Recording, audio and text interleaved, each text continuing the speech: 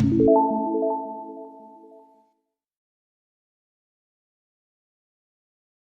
हम बात करते हैं हमारे अगले यूनिट की, और अगला यूनिट है हमारा ज्योमेट्री। अब ज्योमेट्री में टोटल 3 चैप्टर्स हमारे पास में है, और ये ज्योमेट्री जो हमारा यूनिट है ये टोटल 15 मार्क्स का हमारे एग्जाम में पूछा जाता है। ठीक है, ज्योमेट्री में से हमें 15 मार्क्स का पूछा जाता है, टोटल 3 चैप्टर्स इसमें से आते हैं। पहला चैप्टर है ट्राइंगल्स। तो ट्राइंगल्स में से जो चीज़ डिलीट हुई है वो सिर्फ और सिर्फ प्रूफ डिलीट हुआ है इस थ्योरम का। इसको हम बोलते हैं एरिया थ्योरम। ये एरिया थ्योरम से भी जानी जाती है, और ये वाली 6.6 वाली थ्योरम डिलीट हुई है। सेकंड जो पार्ट है इसका डिलीट हुआ है वो है ये वाली थ्योरम, ये है हमारी कन्वर्ज ऑफ पाइथागोरस थ्योरम। ये वाली थ्योरम भी डिलीट हुई है, इसको हम कन्वर्ज ऑफ पाइथागोरस थ्योरम भी बोलते हैं।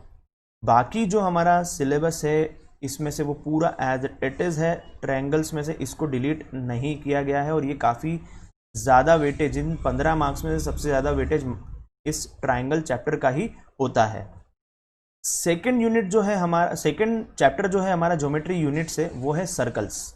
और सर्कल्स में से कुछ भी डिलीट नहीं हुआ है, सर्कल अभी भी हमारा एज इट इज है, क्योंकि सर्कल एक बहुत ही छोटा सा चैप्टर है, तो इसमें से कुछ भी डिलीट नहीं किया गया है।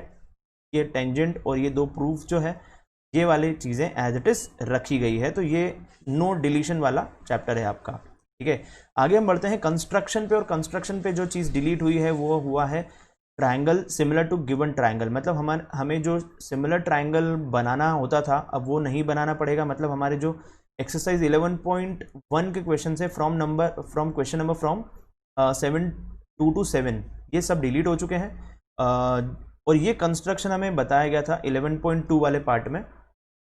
ये चीज़ इसमें डिलीट हुई है, सिर्फ ट्रायंगल का कंस्ट्रक्शन डिलीट हुआ है, उसके अलावा एज इट इज हमारा ये पूरा का पूरा चैप्टर रहेगा। मतलब इसमें अब सिर्फ और सिर्फ एक ही टॉपिक बचा है, और वो भी टॉपिक कौन सा है, सर्कल्स के ऊपर टेंजेंट्स का construction, which will be very beneficial for you, क्योंकि ये बहुत ईजी होता है। और अगर इसमें से कुछ ज़्यादा नंबर का आता है तो वो इसी में से पूछा जा सकता है, तो ये बहुत ही ईजी पार्ट अब हमारे लिए हो गया है। ठीक है, तो अब हम इस यूनिट की अगर ओवरऑल बात करें तो यूनिट में से सिर्फ ये थ्योरम, ये क्योंकि ये थ्योरम काफ़ी इंपॉर्टेंट मानी जाती थी, दोनों ही थ्योरम रेगुलर बेसिस पे फिक्स टाइम इंटरवल पे कई बार पूछी जाती रही है, इसलिए ये एक इंपॉर्टेंट चीज़ डिलीट हुई है, जिससे हमें काफ़ी अब दूसरी चीज़ों पे मेहनत करनी पड़ेगी। ये अब जो 2 थ्योरम और बची हुई है उन पे, जैसे पहली थ्योरम हमारी जो यहाँ पे बची हुई है वो है हमारी पाइथागोरस थ्योरम, और दूसरी है हमारी BPT, that is basic proportionality theorem. In 2 theorems के ऊपर ज़्यादा वर्क करना पड़ेगा और इनको अच्छे से समझना पड़ेगा, ताकि हम क्योंकि अब इनके एग्जाम में आने के चांसेस ज़्यादा होंगे, और इसके ऊपर इन्हीं के ऊपर बेस्ड क्वेश्चंस पूछे जाने के चांसेस ज़्यादा होंगे। अब सिर्फ और सिर्फ ये थ्योरम एग्जाम में नहीं आएगी, लेकिन इनके ऊपर बेस्ड क्वेश्चन एग्जाम्स में पूछे जा सकते हैं, तो आपको ये थ्योरम भी पढ़नी ही पड़ेगी। सेम सर्कल्स में से सिंस कुछ भी डिलीशन नहीं है, हालांकि सर्कल एक बहुत ही ईजी और छोटा सा चैप्टर है, तो आप उसको ईजिली कर ही सकते हैं।